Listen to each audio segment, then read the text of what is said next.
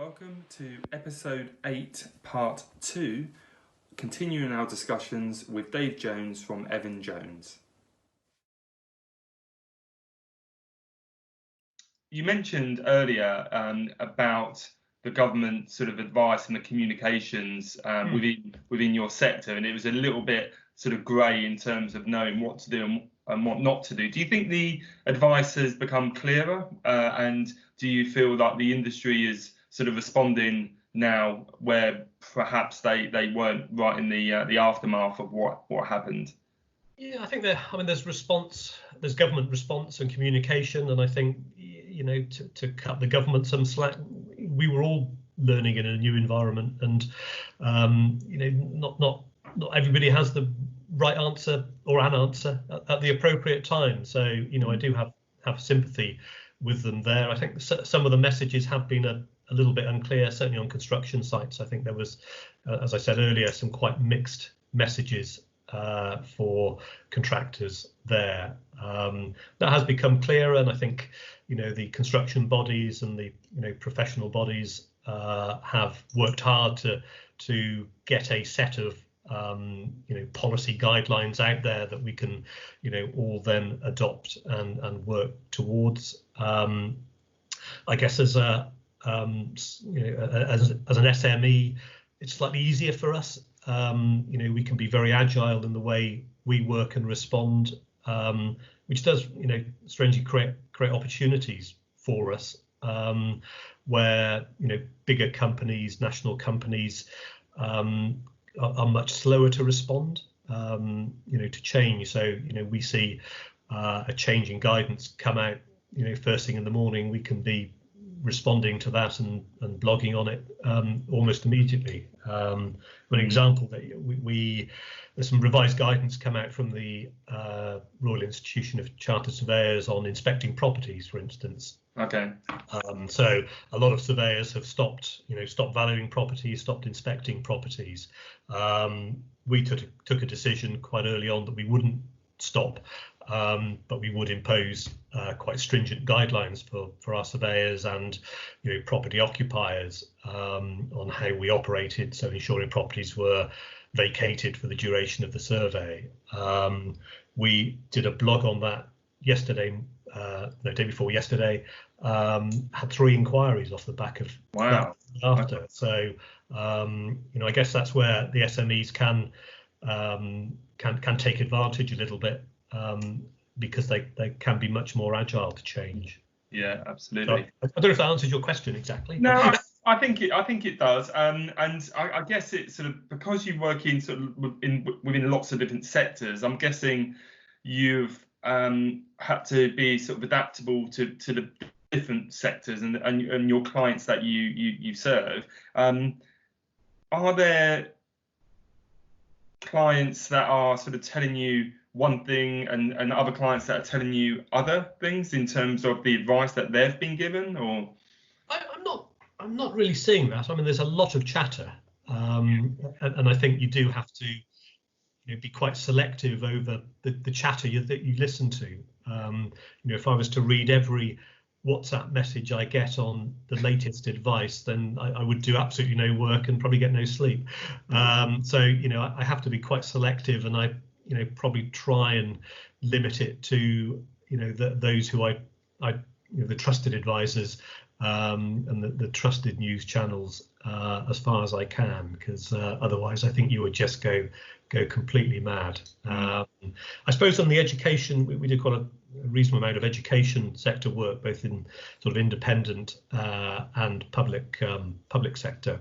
And there's been quite a variety there, where some of the independent schools have completely locked down, so closed, but won't even allow people onto their premises. So there they have perhaps responded in a way that doesn't accord with other advice. So yeah, there are some areas where there's have many of your clients taken sort of government sort of the interruption loans or any of the sort of the loan schemes that are out there that government are providing? Yes, certainly those in the leisure sector have been very, very hard hit They have sought the 80% guarantee loan scheme and have got it. So okay, that's the good. feedback I'm getting is certain banks are much more cooperative than others. But certainly over the last week, I've probably spoken to 3 or 4 clients, all of whom have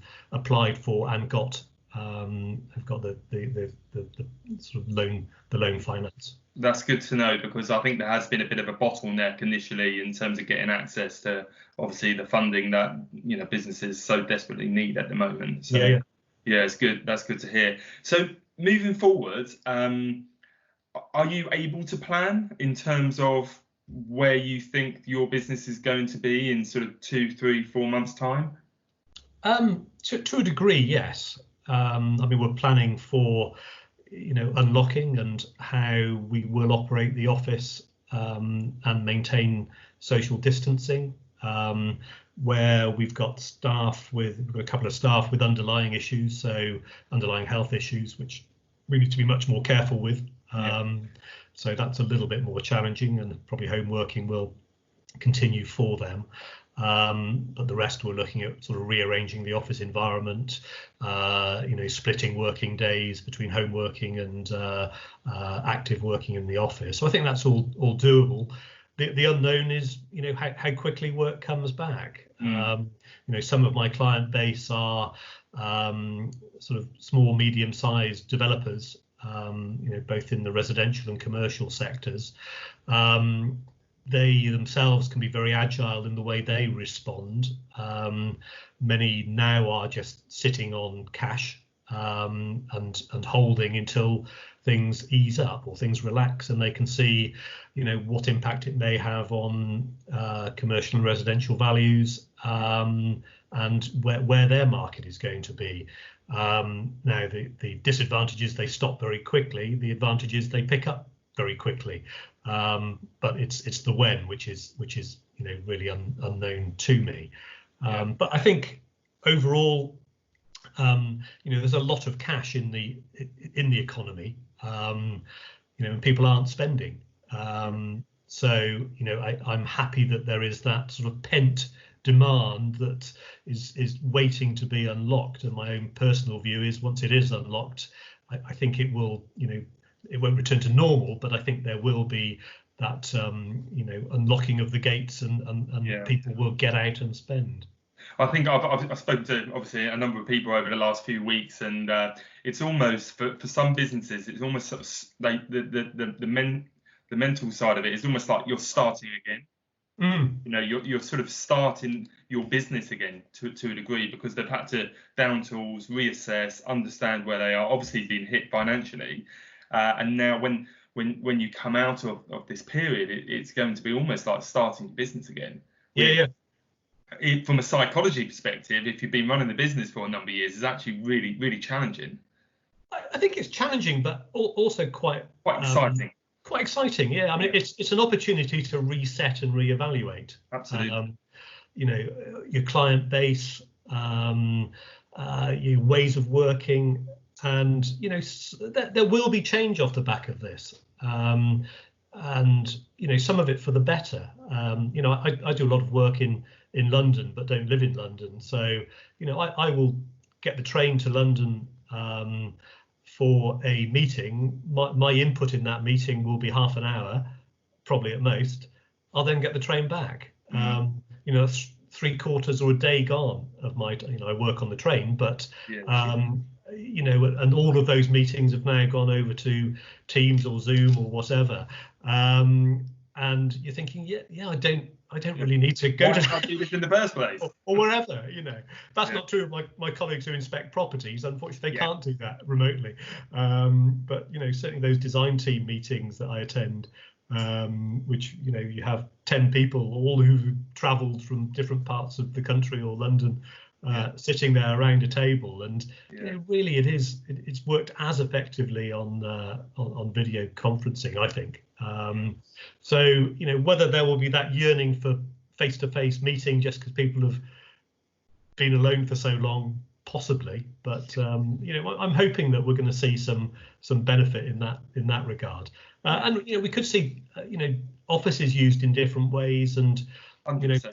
Yeah, and I think it has it forced us all to grasp this technology that's already there and has been there for a number of years, but underused really. And hopefully we can all see the benefit of it. No, absolutely. So I'm going to ask you a question I ask many of the people I speak to. Okay. If there's as a SME business leader, if there's one sort of piece of advice that you feel that you could pass on, what would it be? Keep marketing. Okay. Absolutely. I like to hear that. That's good. Yeah. I'm not just saying that because it's you. Oh, good. No, it's we haven't furloughed our marketing marketing manager deliberately, because I see keeping our name out there as absolutely essential. And I mentioned the blog earlier that has immediately led to inquiries.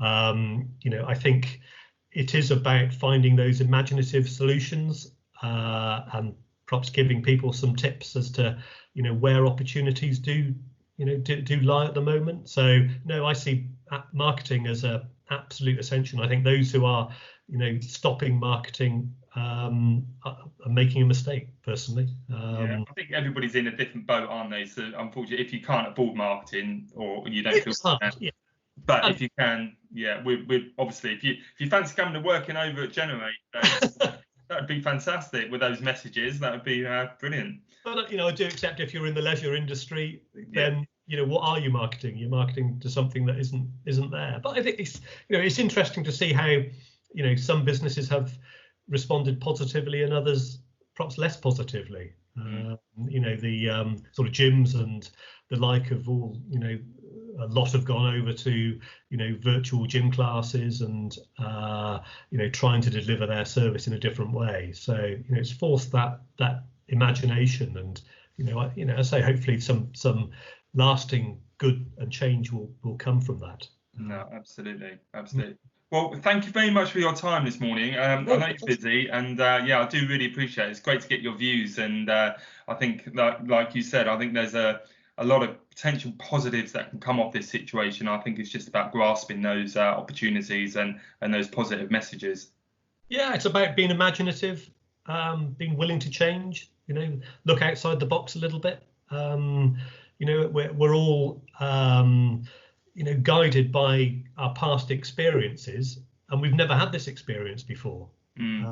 So it is time for that reset and new thinking, and trying to really be creative in how you deliver your service and what service you deliver. So that's certainly my message, my mantra. Absolutely. Well, the sun's out this morning, and hopefully we're going to have a nice weekend, which does actually help with the weather, doesn't it? Well, thankfully the weather's been pretty good throughout, hasn't it? Yeah. So if it was raining every day, then I'm sure from a mental health point of view there would be some far more depressed people in the world. Well, thanks again, Dave. Wishing you all the best, and Jones, and all the great work you're doing, and I hope it all continues to go well for you. Thank you, Joe. Keep well. Okay, take care. Cheers. Bye bye. Bye bye.